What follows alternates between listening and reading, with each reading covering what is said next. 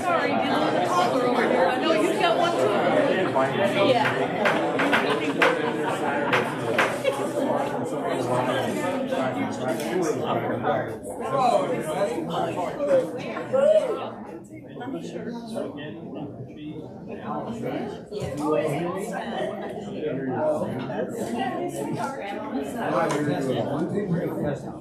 Testing, 1, 2, Can you all hear me out there? Sort of. Okay. It's not very loud. Sorry, we are having technical difficulties, but the video system and the sound system will eventually get it figured out. And by that time, you guys will get bored and won't even show up. And but then you can watch it on YouTube or wherever we have it. Anyway, I've called the meeting to order, and if you could call the roll, please. Mrs. McIntosh, absent. Cornell, Secretary. Here. Wilson. Here.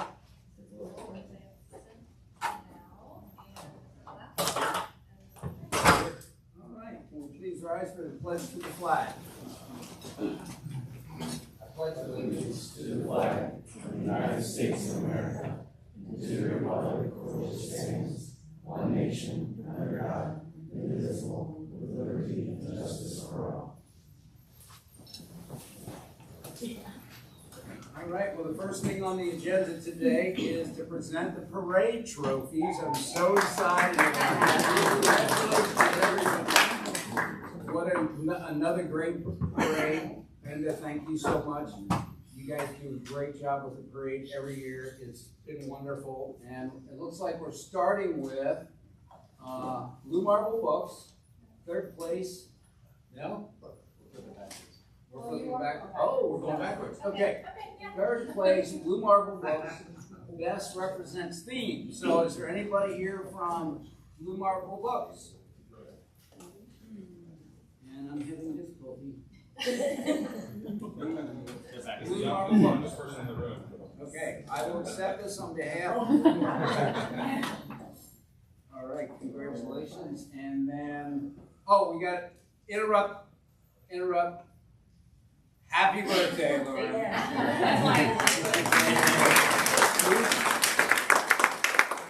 We ran to go this time because of But I wait for the birthday cake to arrive. Oh, awesome. All right, next. Hometown Mortgage. Anyone from Hometown Mortgage here? They are second place for best representation theme. And then first place goes to Chicks and Chucks.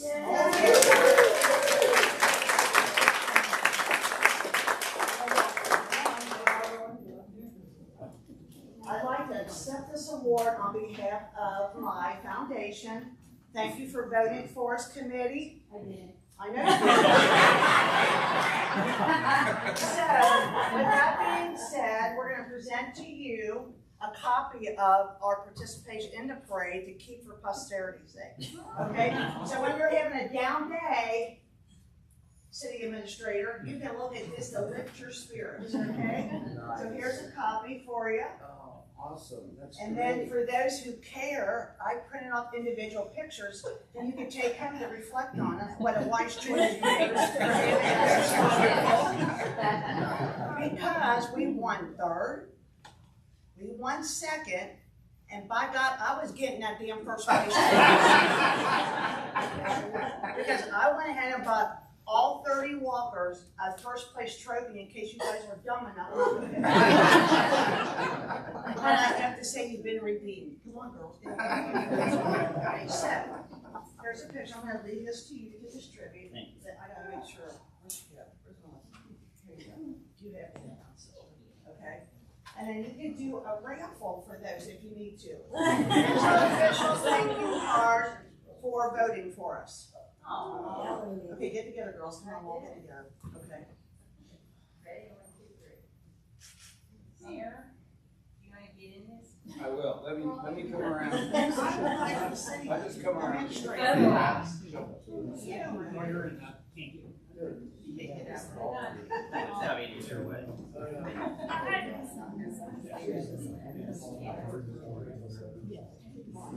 Right there. How did you do that?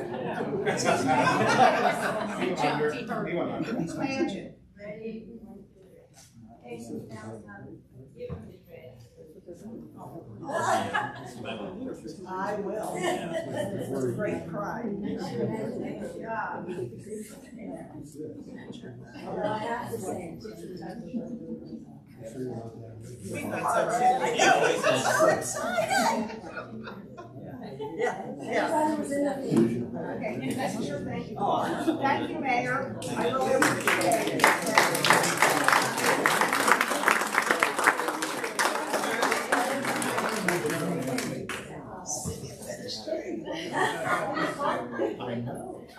He's the same age as my son. Okay. Okay. Yeah, I'm digging this. Oh, yeah. That way I got pictures to dance.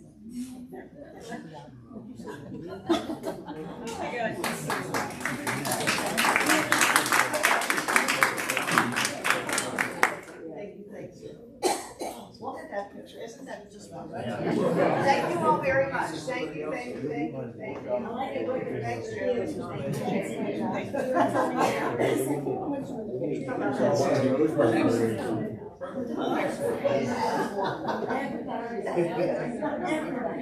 Okay, third place most original, Tracy Davis.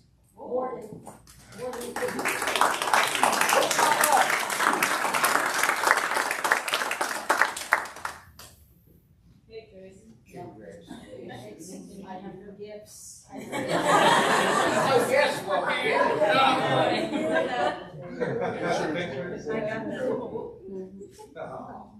No gifts? I like gifts.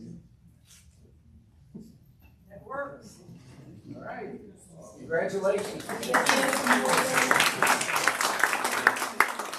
Okay, second place most original, Pedrino. Probably working on serving dinner. All right, we'll get that to them. And first place goes to C.R. Carvey.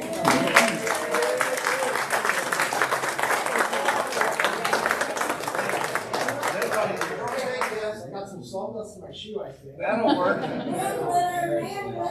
That's really awesome. My family, my supporters. That's awesome. Great job. Yeah, it's talking. He was working one day in the park, I was talking. And the red bird up front. Yeah. You know how we won that?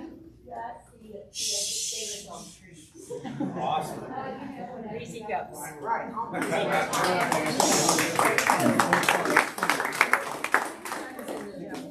Okay, Manette Dance, third place most entertaining. Anybody for Manette Dance here? Anybody that used to take dance from Manette Dance? Maybe it is.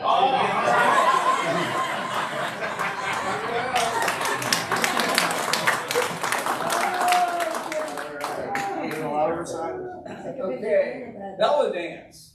Anybody from Bella Dance? Or again, anybody who took dance from Bella? Boy, if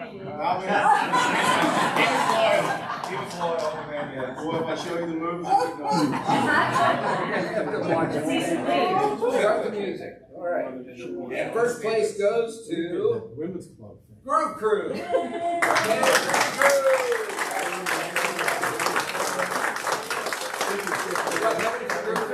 Oh, wait a minute. On one side. Congratulations. We would like the council members and parade committee to come to a rehearsal of our choreography Oh, that and would look be great. and perform with us. Oh, that would be awesome. Do we have to read you too? Yes. This guy can dance. She must have it on Thank you to everybody who participated in the parade. It was awesome again, like it always is. And Linda, thank you so much.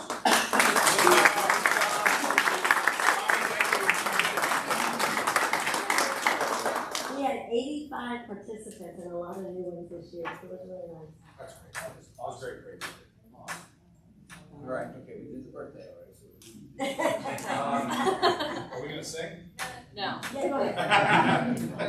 You sure? Yeah, we I'm can warming up, man. I'm warming up on the way here. I go home to a screaming kid, I kind of like silent. Nice calm. This is Our Silent Steve. voices. Okay, the next item on the agenda is I'm going to read a proclamation for the First Presbyterian Church. Whereas the First Presbyterian Church of Fort Thomas celebrated its 100th anniversary on June 3rd, 2023. And whereas we recognize and honor the First Presbyterian Church of Fort Thomas and its founding members who began the church 100 years ago. And whereas the church met in the City Building Auditorium until 1940, when it relocated to its current location at 220 South Fort Thomas Avenue. And whereas the congregation of the church have provided many opportunities for spiritual enrichment and recreational activities for our citizens. And whereas the church is extremely mission activated, participating in Family Promise, a program out of Brighton Center, housing opportunities in Northern Kentucky in conjunction with the Jose House, and Vacation Bible School to provide a better experience for children. And whereas First Presbyterian Church has supported those in need by their yearly mission trips to assist in disaster relief, some of those being in West Virginia, North Carolina, Mayfield, Kentucky, New Jersey, and others. And whereas in gratitude for the First Presbyterian Church of Fort Thomas, we gather together today to recognize this noteworthy occasion. Now therefore I, Eric Haas, Mayor of the City of Fort Thomas, Campbell County, Kentucky, do hereby proclaim that August 19, 2023 shall be declared as First Presbyterian Church of Fort Thomas Day. In witness whereof, I have hereunto set my hand this 19th day of August in the year of our Lord, 2023. So congratulations to Presbyterian Church. Is there anybody here from the Presbyterian Church?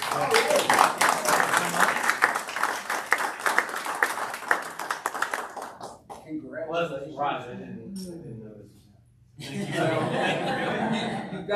You have the original. Yeah, we have. Yeah, all I have is a lousy copy here. Thank you so much. So you're welcome. Very nice. Congratulations. You don't look 100 years old. I feel like it. So.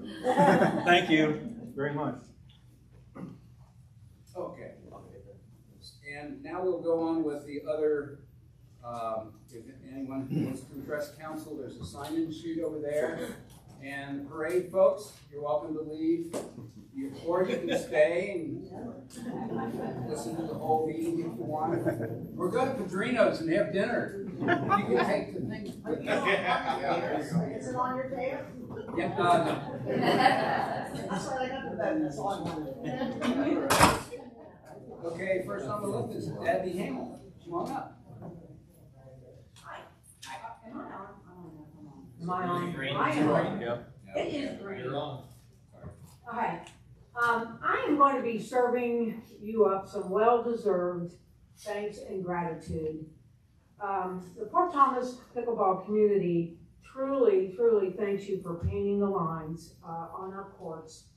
For over 5 years, Todd and his crew have been chalking our lines. And yes, I do mean chalking with an old school children's piece of chalk. Wow. Yes, I know, wow, over 5 years. And then Todd happened upon this lovely little gadget that enables us not to have to bend over so far down to the ground to chalk all those lines. And every so often, every 4 days or so, we have to re-chalk them, and every time it rains, we would have to re-chalk them. And all across northern Kentucky and greater Cincinnati, the pickleballers start calling our courts as the courts with the funny, skinny lines, because these lines were so much skinnier than a normal boundary line. So, we want to thank you, and our backs want to thank you for painting those lines. And now also, over 5 years, we have been lugging our nets and all the poles all the way down from the parking lot, all the way down to the lower end, assembling them all, putting them together. After we're done, we have to break them all down. We had to put them back in the bags, and we had to lug them all the way back up the hill. And people would put them in their cars. They would be in their cars all week. Some people didn't even have a back of their cars anymore because it was filled with pickleball courts. But this month, surprise, we put together 6 new pickleball courts. They are on wheels, and so now they can be moved around if needed. And then if anybody wants to play at night, they can certainly move the nets as well, and they're gonna be down there all the time. And then if somebody wants to go down there and play tennis, they can easily move the nets over to the side and they can play tennis. And so we had not been able to do that before. We had to break everything down and carry them off. So we want to thank you, and our backs want to thank you, because we're not lugging the nets anymore. All right, so last thing to thank you all for is, for many, many years, there's been layers of mold, algae, and pollen that have just been built up on top of the courts, and it made it very slippery. But recently, I think this last week, as a matter of fact, some angels that work for Fort Thomas, I don't know if any of you all were one of those angels, but you were down there on the court power washing those courts, and it's made an unbelievable difference already in us just playing. Many people playing would slip and fall. I did last week as well. So the pickleballers and the tennis players would like to thank you for power washing, and our whole bodies would also like to thank you for that. And then lastly, we were hoping that we could get an update on what the plans are for our dedicated pickleball courts at Highland Park. We know it's a process, but we would like to, I guess every month, try to get an update. I don't know how often you all put those out. To us, it makes a sound decision. If you want to talk about the term age diversity, and also people like to say a lot, getting the biggest bang for your buck. So for an area or something to be added to your park system, if you want to look at age diversity, and if you want to look at the majority of your community that could use whatever you are putting in your parks, pickleball truly goes from 8 to 88. And we feel like it would be a wonderful addition to your park system, given that there's a vast majority of your community and Fort Thomas citizens are over the age of 50. And with that, I'm afraid to say we're only going to be getting younger. And yes, Ewald, I said you're only going to be getting younger or older. So at some point, you're going to be looking for other things to do in your park that you're not going to be able to do strictly just because of age. So I'm hoping we're going to be continuing our work. And if there's anything that the pickleball community can do to help, we're more than happy to assist you with anything that you need for the next step. Great. All right, Thank you. Thank you. Yeah, Matt, I do want to thank you for taking care of us so quickly. Public Works. Public Works, yeah, but you drive the car, you know what I mean? You got it done and got a pressure wash for them and got everything you need, so this is your thing. I have not grown out of equipment yet, I'm just building slides.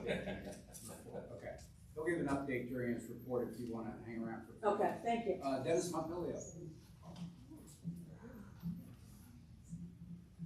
Good evening. Dennis Montpellier, 40 Candy Lane. And I just wanted to say to Tim, didn't know how well qualified you are dancing all that practice. Thanks, appreciate it. A couple meetings ago, I was up there discussing the rehab of the Power Park playground. And as I was stating, I was kind of misled about the cost of it. I think I said it was $1 million, and I was corrected. It was $2.5 million. Afterwards, I went out of town, and in the meantime, there was a recreation committee meeting, whereas the new price, about a week after that, was $4.5 million. And I almost hit the ground. Now, I know things are expensive, but it's kind of hard for me to comprehend how it could go from 2.5 to 4.5 in such a short period of time. So I was wondering if I could request a breakdown of the cost. Where is that money going to? I'm assuming you have it. I'm assuming you got the bids for that. And the other question was there more than one bid for this project? 4.5 million is a lot of money, and I'm hoping that you get more than one bid. Mr. Pompiller, the 4.5 million is an engineer estimate right now. So it's just an estimate, so It's it's just not an actual. estimate. The bids they will be put out, I think, Thursday for bid. What was the 2.5 million? It's never been 2.5 since I've been here. I've been here over a year, so I'm not sure where you Well, got 2 months ago, I was told it was 2.5. I'm not sure who told you that. It's never been 2.5 since I've been Someone here on your. here. It originally was 3.5 until we got and that was just us guessing, just using our experience and stuff. But once we had actual engineer and actual, 60% project estimate came back 4.5. And that early estimate might have come out of discussions what we thought it might cost, and prior to the idea of putting the surface in, just sticking with mulch, just the equipment itself. I don't know if that's where it came from, but we didn't have any idea when we first started it. I think I was on Parks and Rec when it first started. It did start out at 1 million. I think we were just replacing equipment at that time. And then as we started discussing it and getting more of the public involved, we got a lot more ADA compliant and met more needs. And then we realized, and this came as a little bit of a shock to me too, the turf itself was, I think, 2.5, which gives us more playtime year round. And so It's the ADA compliant. It allows children with wheelchairs, just any disability, to be able to use the park. It's an all-inclusive park, which is why it is so expensive. And then the first time you spend it, it's to replace it after that is a lot less because of drainage. Am I wrong to say that stuff? To replace Like, afterwards. like if you replace the top, like the main part is building. Oh, right. The foundation for this is the expensive part. After that, it becomes less, but it's more user friendly, year-round friendly and stuff like that. So it kind of caught us all off guard. So now the engineering estimate, so you're gonna use that and go out and get bids? Correct. Yeah, the bid package should be complete by Friday or this Thursday, which will go out. So it'll go out Thursday to receive bids. So it could be less, it could be a lot more. Absolutely. Yeah. So is there, I know you all have a budget is there a budget for this project before you started? Regardless, it'll be approved by council because that large of a bid. I think we put in the budget 3.5, but that was a number right before we got the engineer's estimate, but we just left it in there because the council's gonna have to vote on it regardless. So by next council meeting, we should have the results back. I believe we have bid opening on September 14th, 15th, which is right before. So we're trying to get it in before the next council meeting so council can review it. Okay, I was just kind of surprised how it had changed. We're all surprised. Yeah, but if you want to shoot me an email, I can give you the breakdown of the engineer estimates. I can let you see it. Yeah, I appreciate that. Okay. Okay, thank you. We talked about that. I just want to make sure we're up to date on that one. We did. It had a color pattern before. And are we going to do two separate bids for just like a green or a simple color versus does it make the difference in the cost?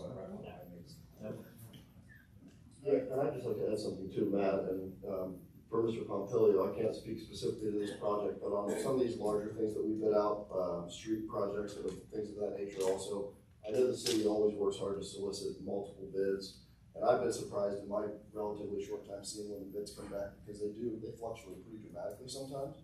And so you may think, well, let's go with the cheapest bid, and in a lot of cases we do, and that's appropriate because the vendors are qualified, professional, and they check all the boxes. But I'm hoping that we receive multiple bids on this project too, because that way we can really evaluate not just cost, but the true merits of the company doing the work, and have full faith in the city, obviously, to be able to make that evaluation. But it's definitely important to have multiple bids, and it'll be interesting to see the fluctuation in cost. And hopefully some of the bids you would receive might be from companies that have done similar work within the greater Cincinnati area, so you can see what kind of quality of work they do. Exactly, that'd be ideal. Okay, Jim Decker. I was just going to ask for an update, and Debbie already did, so if you could just fill us in on the process and the timeline, that would be fantastic. Okay, just a minute. All right, thank you. Okay, Nancy Golden. Hello. I'll do it right this time, Mr. Mayor, esteemed members of the council. Nancy Golden, 207 Holiday Lane. Is Jeff Beagle here? No. Oh, okay. I was like, I went to high school with him, and I don't recognize anybody in here that I went to high school with. So, little aside there. I am the deer and dog lady, as you all know.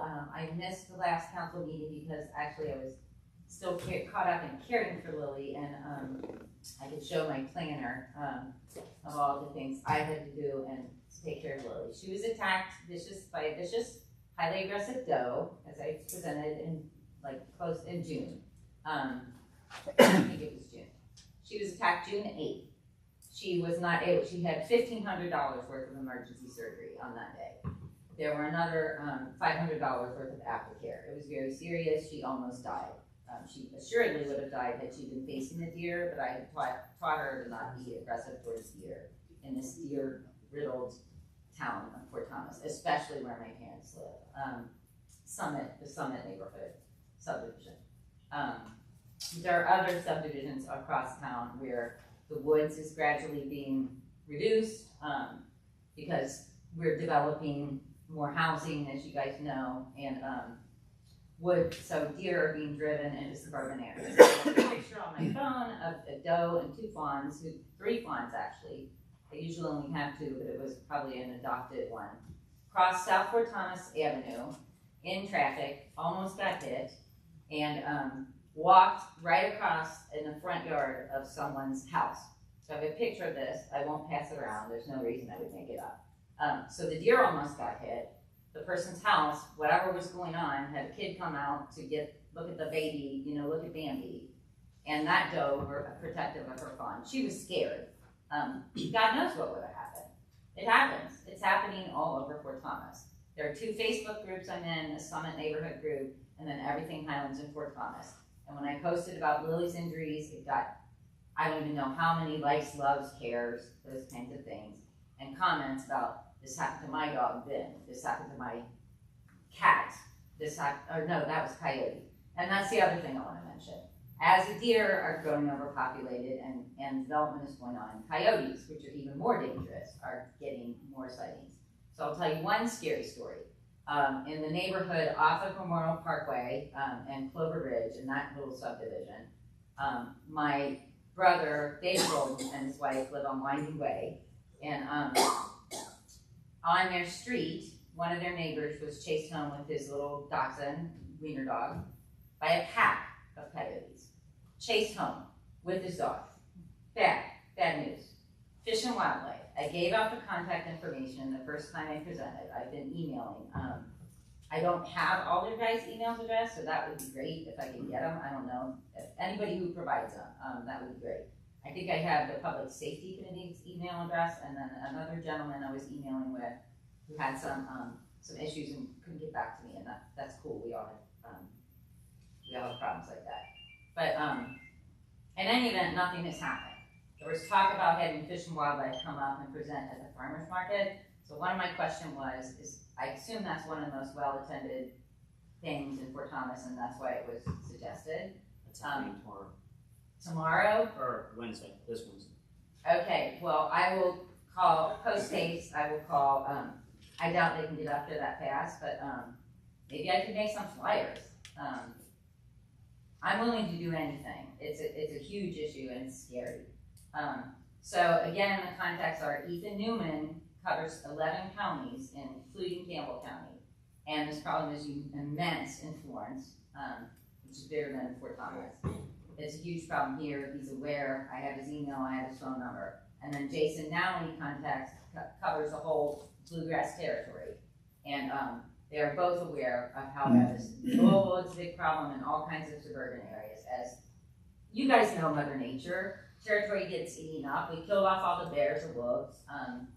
So the coyotes have no predators to eat them. Kill them, right? Nobody wants to eat a coyote. Well, bears do. But and coyotes are getting their population's burgeoning. So you get it. It's a big deal. And how long does farmers market go on? Like how many months from here? If they can't get up here Wednesday. They are coming Wednesday. I didn't know that. Yeah. Woo, yay! I'm so sorry, okay. I misunderstood. I just get an email confirming that. I haven't heard from you in a month or so. Okay, no, that's okay. Yeah, I have things too. Oh, that's fantastic. I can do what happened again, so I'll spare you. Okay, awesome. Do you know if they're planning to address the coyote thing too? Yes. Awesome. Okay, well, my whole presence here is redundant. I do apologize for taking up your time.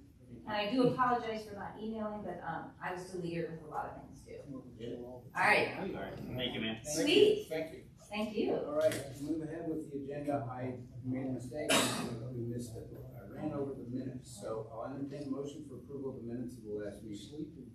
Is there a second? All those in favor say aye. Opposed? Great, now we're down to reports of officers, fire department, Bernard. Thank you, Mayor. Mayor and Council, a couple weeks ago, I received an email from FEMA stating that we have been awarded an assistant firefighter grant, and what we applied for was an SCBA air compressor. If you recall, we were working with a new fire truck that we're gonna replace 2 fire trucks with one. The one of the fire trucks were surplus and carried all of our air supply, so we needed the capability to be able to do that in-house. So we received a grant for that, so we work on the process of that. That was a $60,000 grant, so I'm pretty happy about that. Great job. Anything else in our report, I'll be happy to answer. All right, any questions for the chief? If not, I'll entertain a motion.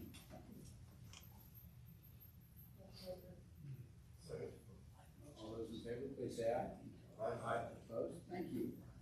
Police department report. Thanks, Mayor. You guys have down on your agenda the updated policy and procedure manual for the police department.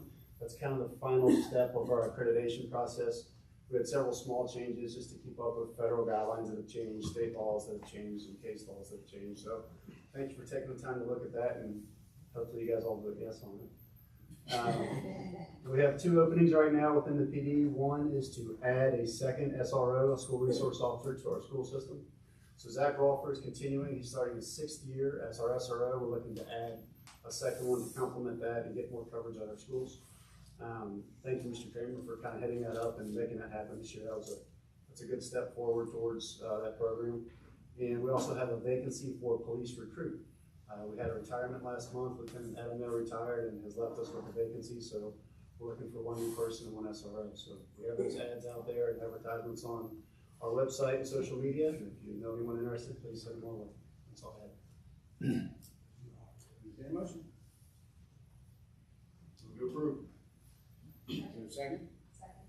All those in favor say aye. Aye. Opposed? Thank you. City administrator's report. Thank you, Mayor. We'll start with legislation. We do have 3 items on legislation tonight. One is the surplus municipal order. Due to the new building, we have a lot of office equipment that's left over. Due to the new budget and purchases of vehicles, we have vehicles to get rid of and 100-something items on the list. The staff's done a very good job this last month to compile all this because in order for us to get rid of property, we have to follow the law and make sure we document it properly. So there's 116 things. The only additions for council from the previous, in case you didn't get to notice that in the long packet here, but the only 2 additions from when I sent it out to you last week were 12 tires. They're Crown Vic tires, of which we don't own anymore. So that's the only addition to everything else that we've added to that. So I'd ask for council to approve that so we can start with we have 1 item that's going to be traded in for another model, and then the rest of them are all going to be electronic option.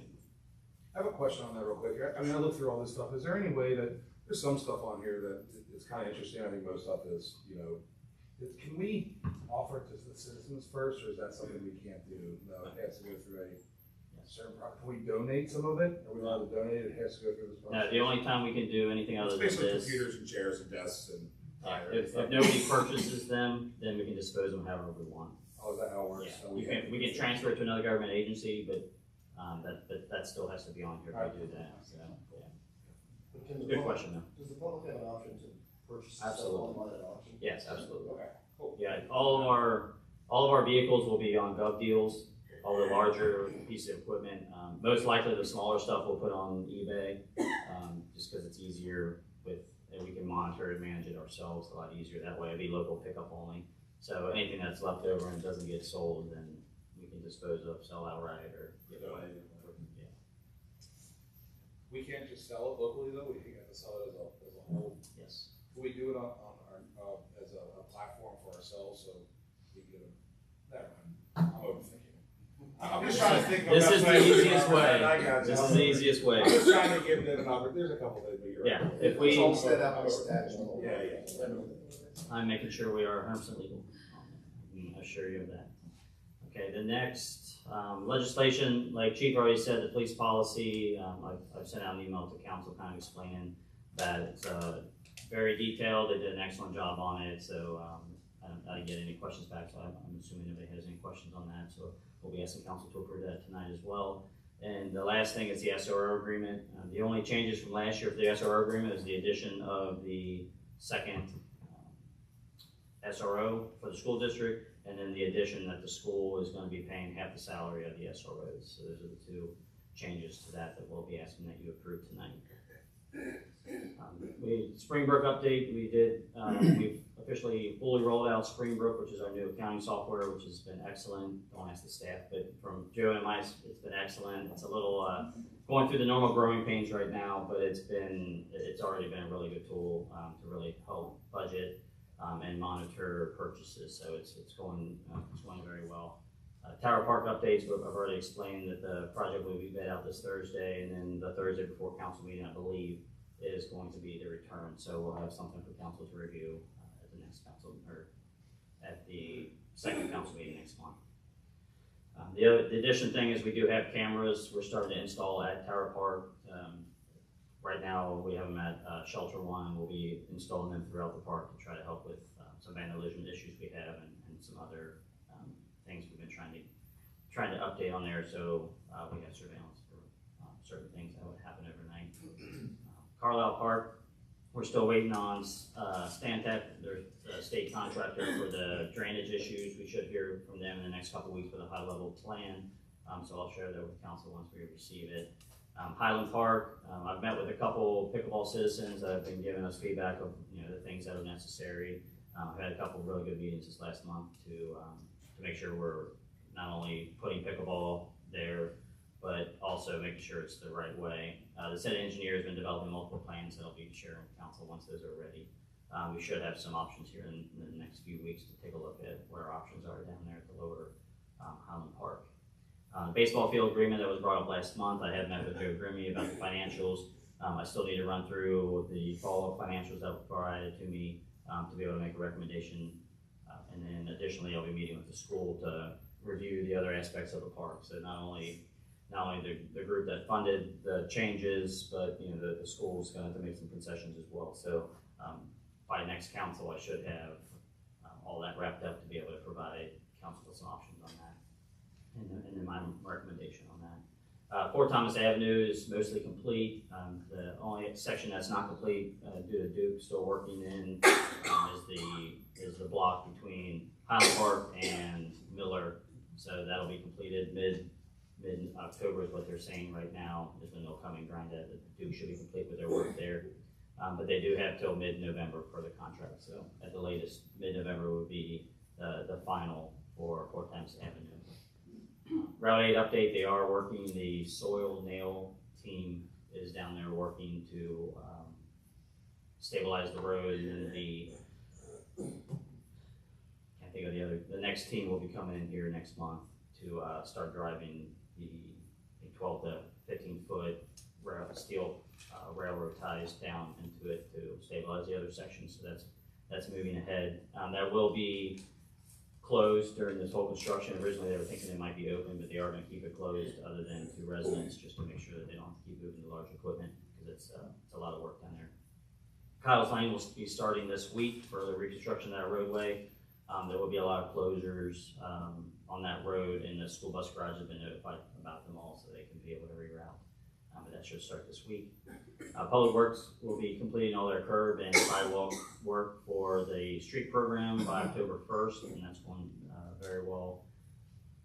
The only other two things is, Chief Amon, I don't know, did you mention the match for your bid? No, or I'm sorry, for your grant. Yes. So we had two grants this month, one for fire, one for PD. That's really helped out the city. I mean, they're both necessary. The fires was only a 5% grant, which I've never heard of. 5%, it's usually 20% or 50% is the match. So for them to be able to get that, a $60,000 grant for us to make 5%, that's really great. And that's going to allow us to do what we've been wanting to do and get rid of that extra engine, because that was a big reason we had it, so we could fill up our own tanks. And then PD, I think that was a $30,000 grant. I don't know if you spoke about that. But the the PD obtained a $30,000 grant with zero match, and what that's going to do, it's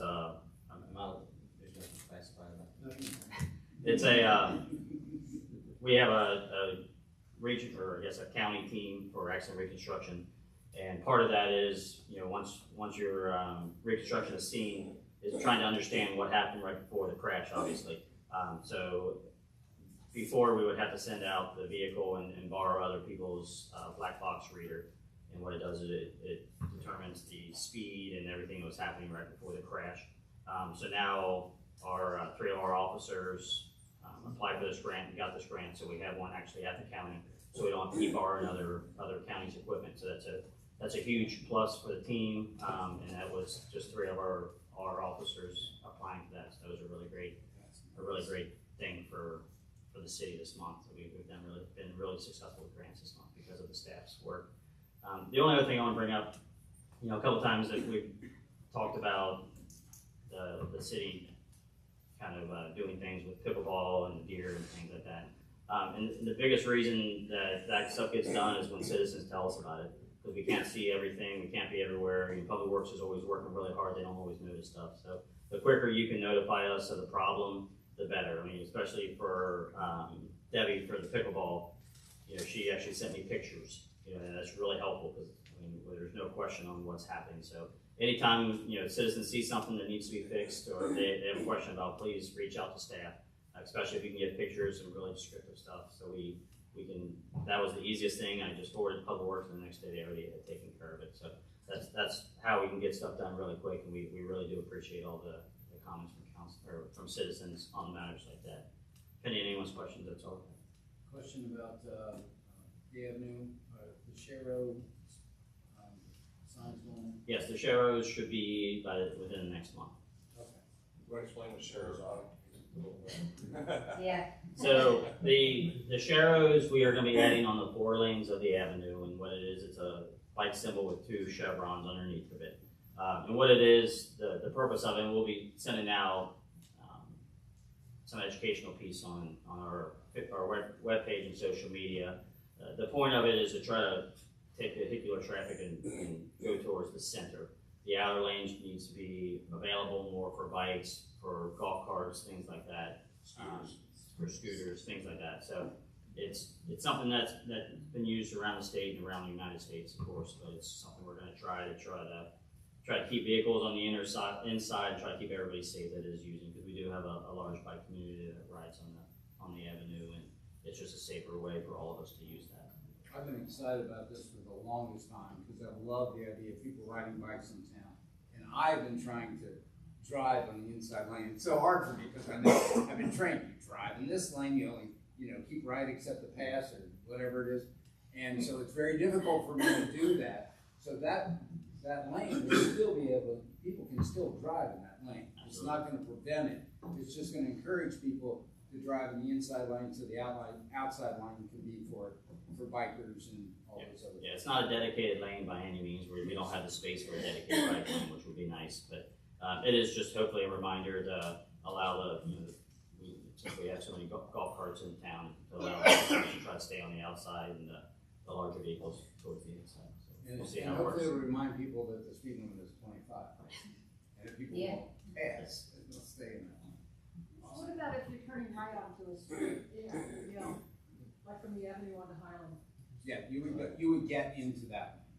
Yeah, it's only. There's no reason you can't be in that lane. It's just trying, if you have the option to be in the inner lane, try to be in the inner lane just to allow it to be safer for other vehicles, smaller. I think there's a hope that the scooters will start taking heat on this and get off the sidewalks as well too. You know what I mean? 'Cause it's very dangerous when they get on the sidewalks. Well, hopefully this will focus them in an area. I don't think there's a win situation for anything because the roads are already built. We can't have our own lane.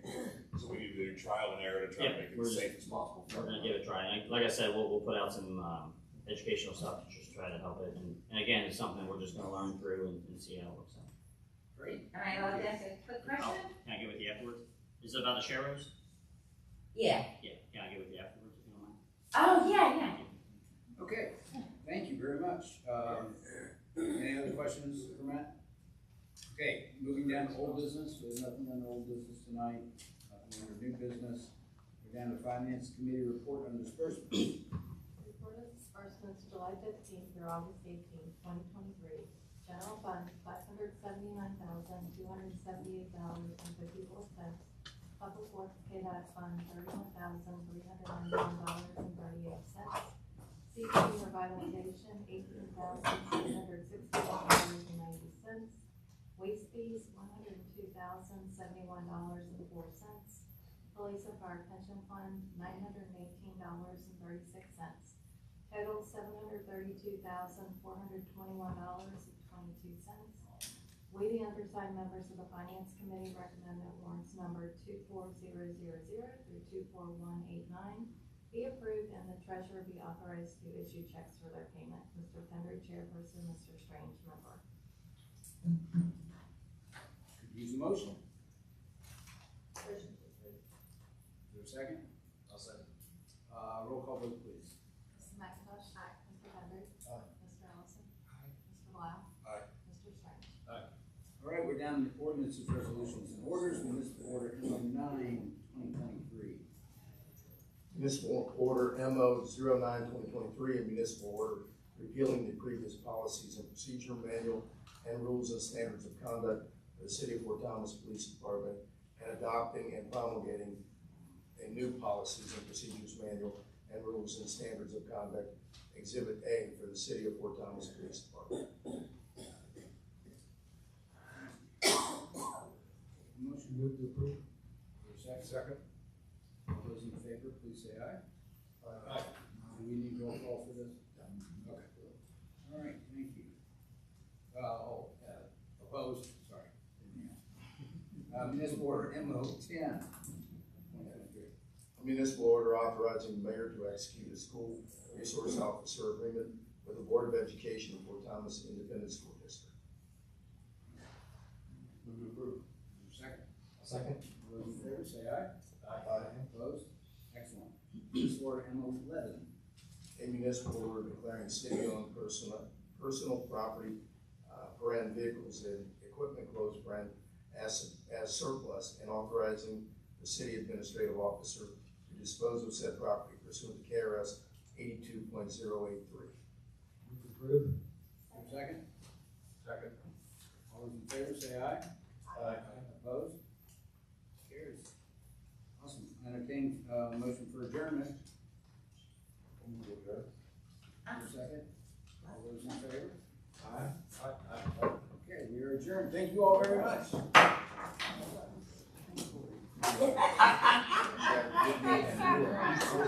Yeah,